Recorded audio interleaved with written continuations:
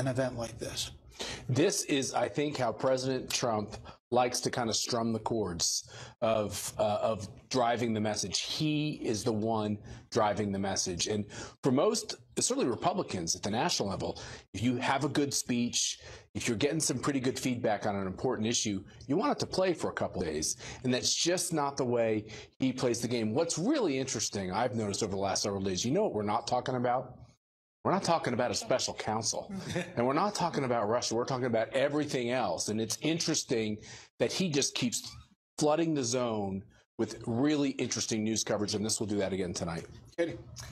Obviously, it was a campaign rally, but I do think this was his attempt at some kind of unity by going out in front of a major audience. He knew that a lot of people will be watching tonight to defend himself and to defend his remarks. I think his staff is probably not happy that he went back to the Charlottesville rhetoric and commentary, but he felt like he needed to defend his words and himself. And what most importantly, I think the thing that was important is he said, personally, they are attacking my supporters as if they are racist, and they are not. And I think generally speaking, the American people, whether you're a Trump supporter or not, are sick and tired of the left accusing them of racism for simply disagreeing with them. If you disagree with taking down a Confederate statue, you're a racist or a neo-Nazi or white supremacist. So adding to that personal level, I think was important. But in terms of him getting his message out, he's going to get the last word, whether it's a distraction to his agenda or not, and that's what we saw tonight. Tom, I've said on this panel before that sometimes Washington and New York, maybe LA, sees it through a different prism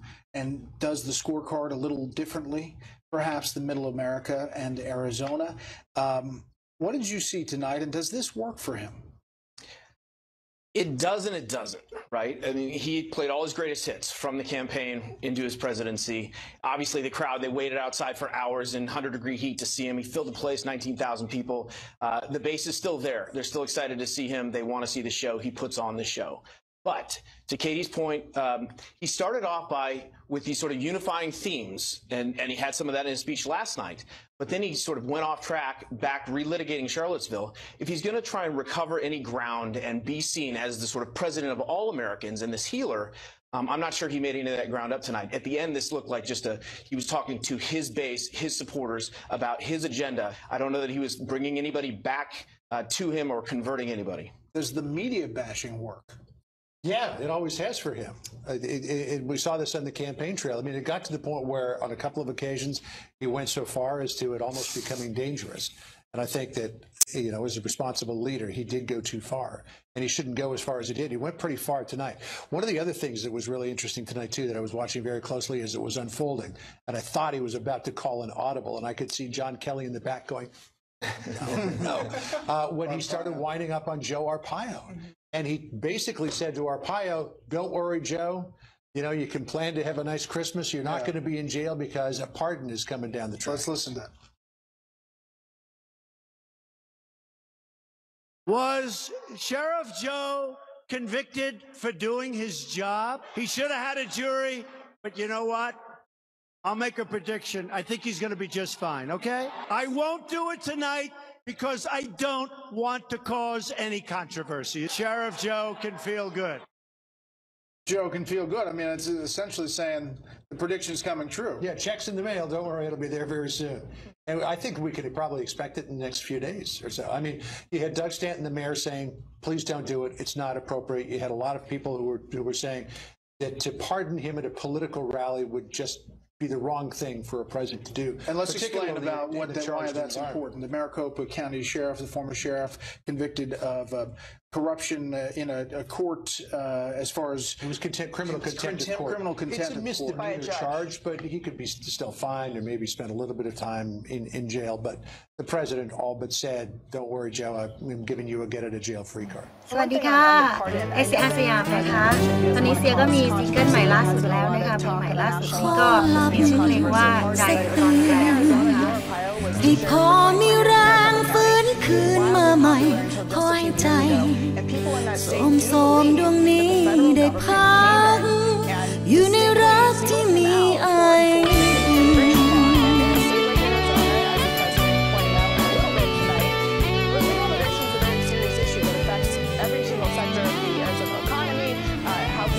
ใจร้อนแรงนะคะฝากไว้ด้วยกับเพลงนี้ที่เอามา there, of course, he's going to get some applause. But I think as we look at it as a country, in Arizona, Joe Arpaio is still popular and is respected there for the job that he did as sheriff. That was just a classic Trump moment. I mean, there were other moments where he was sort of openly trolling his own staff, and they told me not to say this. They told me not to name names. I don't want to get anybody in trouble, but one vote. I mean, it was just he had a couple of those moments. He thrives on this sort of thing, sort of thumbing his nose at conventions. He even joked at one point. He's like, "Well, they said it wasn't going to be presidential." I mean, he knows he's not being presidential in those moments. And so this is just Trump doing what Trump does. And the question is whether it gets him anywhere. It was like that moment where he said, they told me not to say it, but James Mad Dog Mattis is going to be my Secretary of Defense. And everybody in the staff went, no, we're supposed to roll out that announcement. With the whole thing. All right, let's take a listen to that soundbite. Don't mention any names. So I won't. I won't.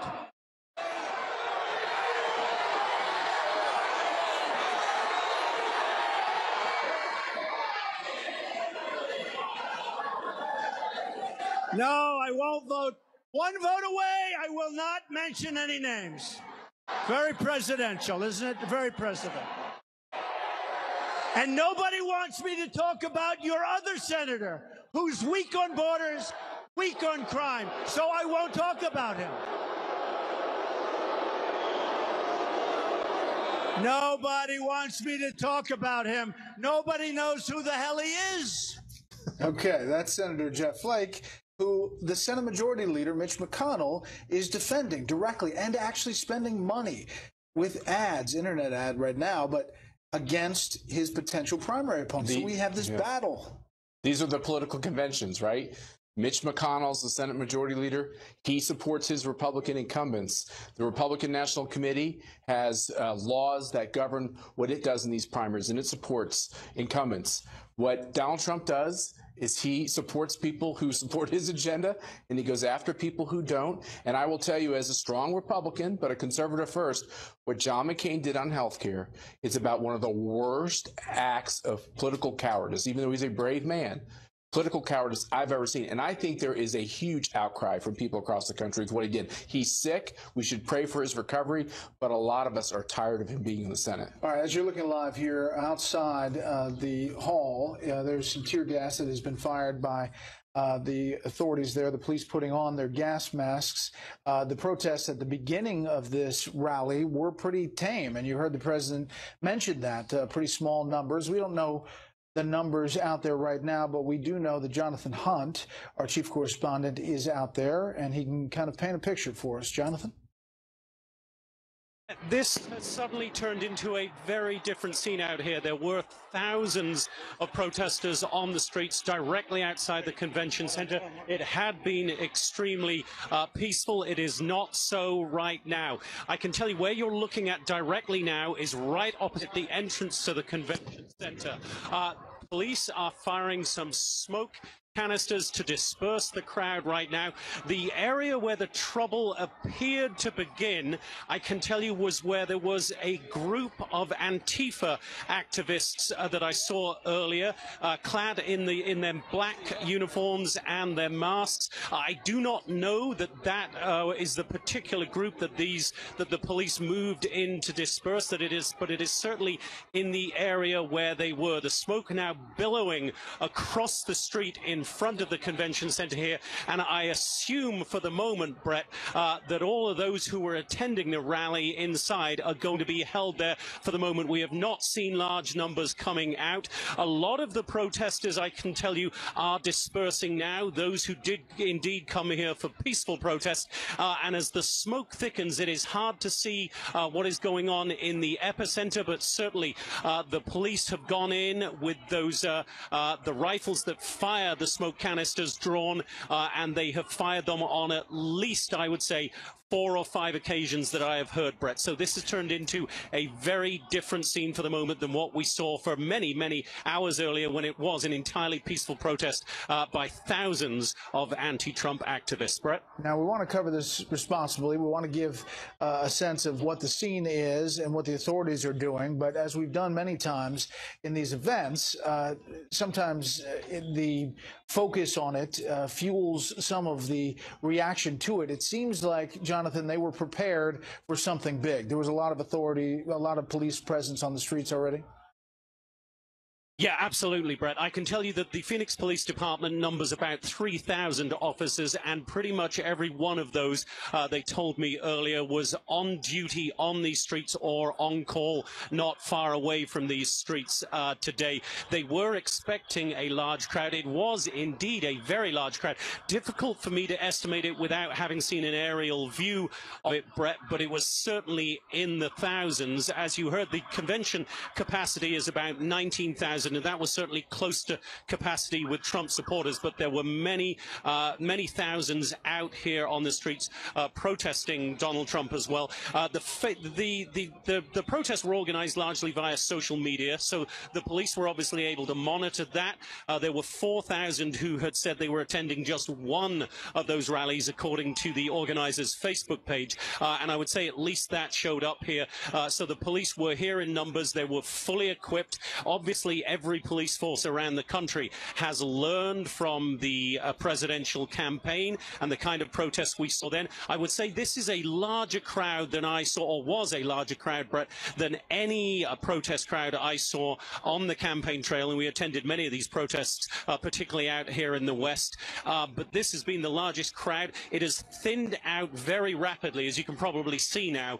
We are down, I would estimate, to not much more than 100. So again, it would be fair to say that most of these protesters, the vast majority, were peaceful in nature and got out of here as soon as it became a little bit ugly with those smoke canisters fired by the police for whatever reason they felt they had to. I cannot say what sparked that move by the police, but it was certainly in the area where we had previously seen a small group of around 50 Antifa protesters clad in the black uniforms that we're all familiar with at this stage, Brett. Jonathan, stand by. We'll come back to you for the breaking developments as we watch this unfold and the police deploying tear gas. We have our chief White House correspondent, John Roberts, here. By now, Travel Pool says the president's out of that area. Yeah, I mean, they get you.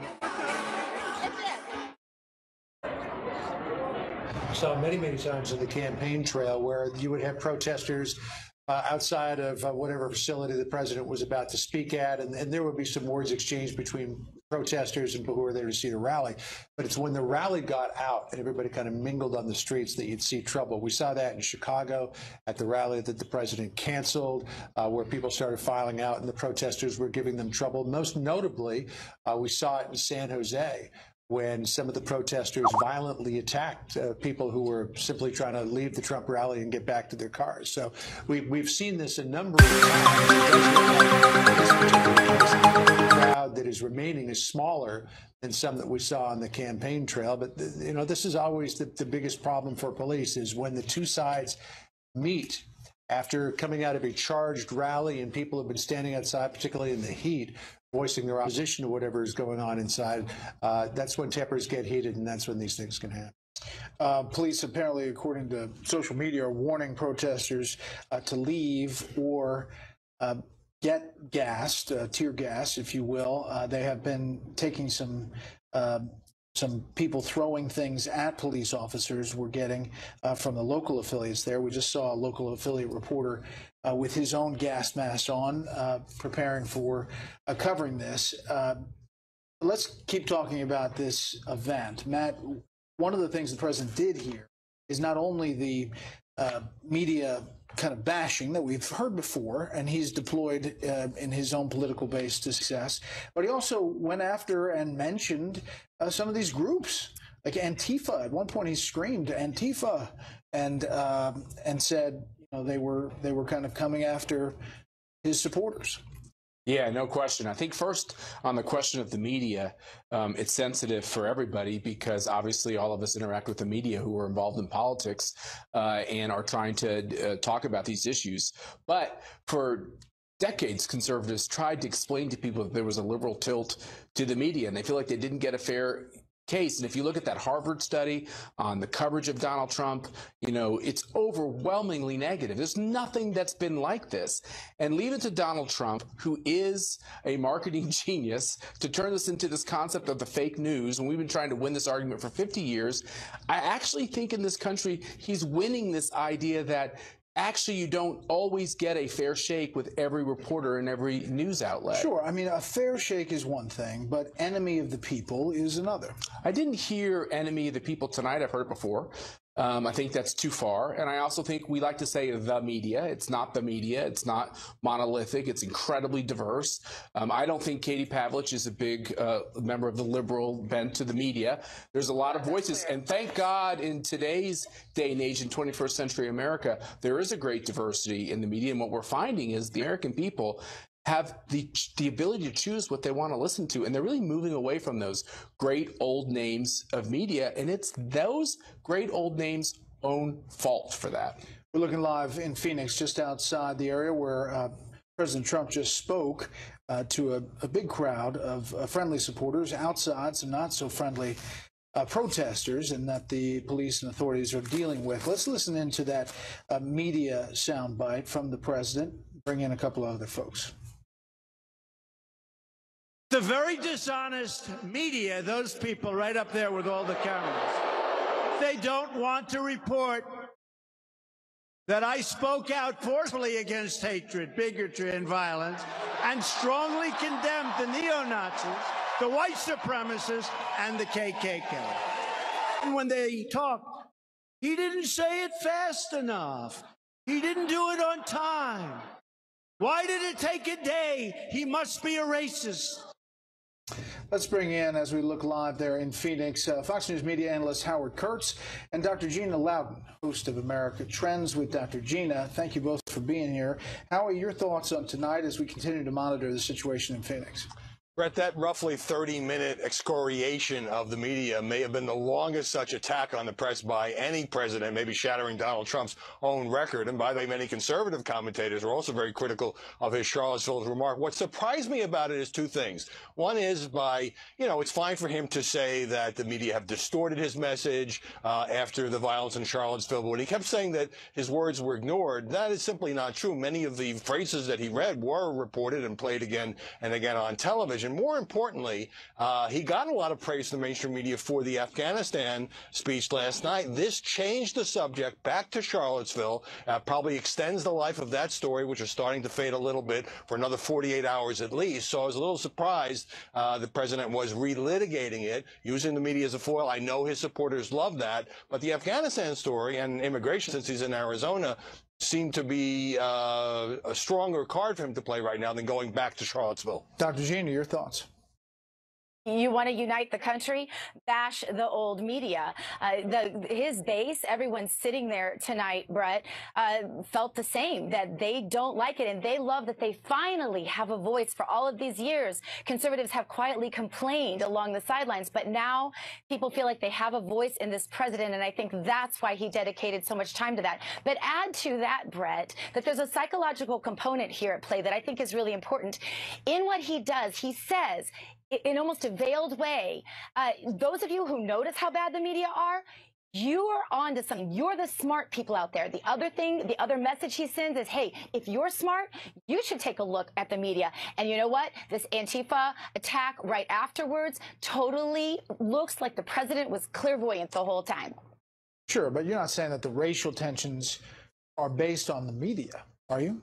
I'm saying that the media has for many years stirred up identity politics and racial tensions, absolutely. And they have not been straightforward in a lot of cases, Brett. At least conservatives would contend that they don't feel like they've gotten the real story on the violence that we're seeing right before our eyes right now. And conservatives see this, and they want somebody to call these people out. And they feel like that's what the president did in all likelihood tonight. We should point out that this isn't tear gas, it's smoke canisters, we're being told from the police in Phoenix. And they are, it seems, dealing with a smaller crowd there. Howie, as we continue to monitor this and look to see what comes out of this outside of this speech, there was another development that seemed to be in the president's wheelhouse, and he may not have known about it as he took